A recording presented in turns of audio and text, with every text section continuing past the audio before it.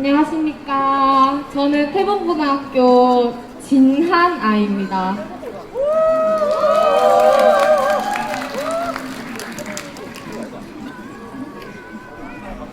저는 고3이고 수능이 일주일채 남지 않았지만 저는 수능을 치지 않습니다. 그리고 대학도 가지 않을 것입니다. 그렇다면 내년에 20살이 되면 저도 노동자가 되겠지요. 곧 노동자가 될 저를 위해 승마 특기생이 아니라서 몇백 대 1의 경쟁률 속에서 살아남으려 애쓰는 제 친구들을 위해 저는 오늘 이 자리에 나왔습니다. 저는 정치에 대해, 법에 대해 잘 알지는 못하지만 제 가방에 있던 손바닥 헌법책을 보며 박근혜 정권이 어떠한 위법 행위를 했는지 한번 짚어보았습니다. 대한민국 헌법 제1조 1항 대한민국은 민주공화국이다. 문재인 전 대표께서는 6월 항쟁을 추모하기 위해 이한열 기념관을 찾아 이렇게 말씀하셨습니다.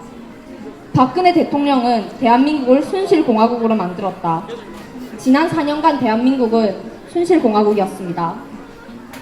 헌법 제1조 2항 대한민국의 주권은 국민에게 있고 모든 권력은 국민으로부터 나온다.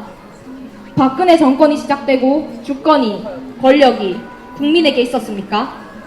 최순실이라는 특정 일반인에게 있었습니다. 헌법 제7조 1항 공무원은 국민 전체에 대한 봉사자이며 국민에 대하여 책임을 진다. 대통령은 공무원입니다. 저는 박근혜 대통령이 국민에게 봉사한 적은 단 한순간도 없었다고 말씀드리고 싶습니다.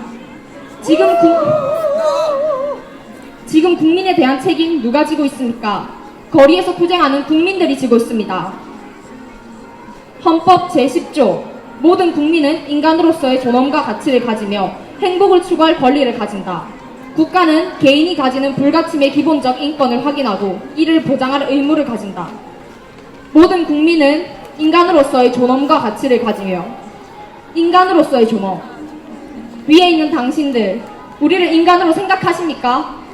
당신들은 우리를 개, 돼지라고 생각하며 우리의 외침을 흘려듣고 계시지는 않습니까?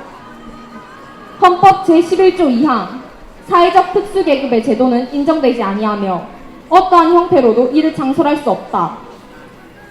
하늘 밖의 하늘, 대통령보다 더 막강한 권력을 가진 비선실세가 존재하고 있었습니다.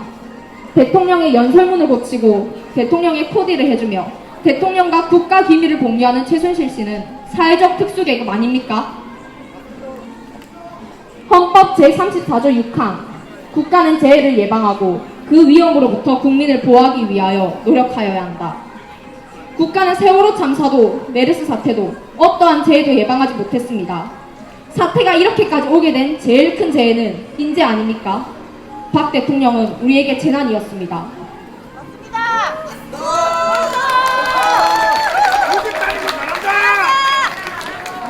지난 수요일 2차 경남 시국대회에 참가 후 찾아본 뉴스 중에서 대한민국의 현 실태를 정확하게 비추는 기사가 있었습니다. 9일 한일 군사정보보호협정 2차 실무협의. 정부는 지난 12월 28일 합의로 한일 간 과거사 문제가 끝났으며 일본 측의 요구에 따라 군사정보보호협정을 추진한다고 밝혔다.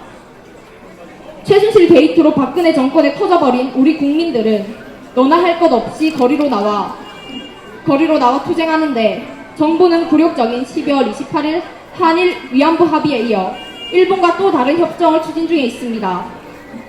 국민들이 나서고 투쟁하는 와중에도 정부는 전과 같은 짓을 되풀이하고 있습니다.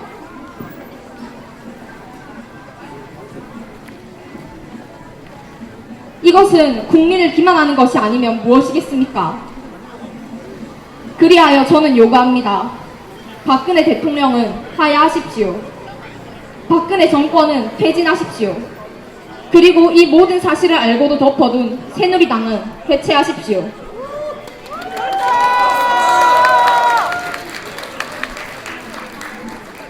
제가 참고한 손바닥 헌법책 맨 앞쪽에는 윤동주 시인의 서시가 적혀 있습니다.